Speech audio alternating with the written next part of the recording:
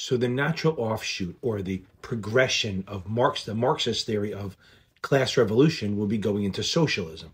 In a nutshell, socialism is the means of production. All things are owned by the community as a whole or a democratically elected constitutional body instead of private ownership.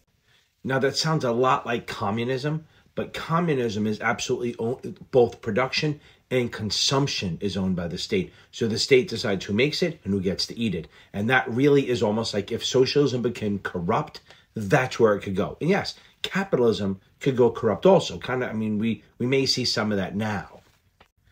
As a whole and a big country, I don't know that socialism can really work because what's good for the cities isn't good for the towns. And how do you do that? But in theory, if there wasn't corruption, the whole point of it is to eliminate class warfare in different classes because no one would be wealthy.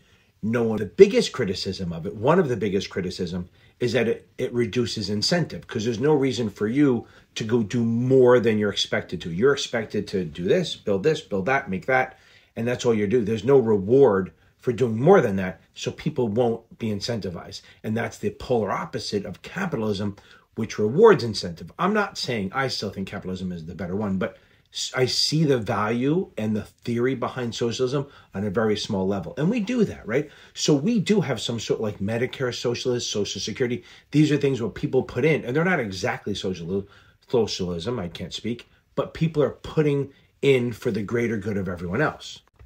So a lot of programs are where people put in for the group instead of individual, like unions are a little bit of socialists and stuff like that. So in certain instances, they can work inside the capitalist structure if you want. But socialism on a whole might be tough to do in a big country, maybe little villages or town, or like the Amish or something like that, where they have a very much group think and they're all thinking the same way and they can do that. That may work. But I think in a country as large as ours, I think it would be very hard to do that. Even the democratic socialists now, they try to say like Denmark or whatever is socialist.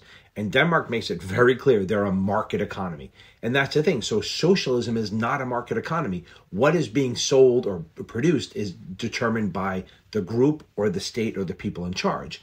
Where in capitalism, what's being produced is determined by need or demand.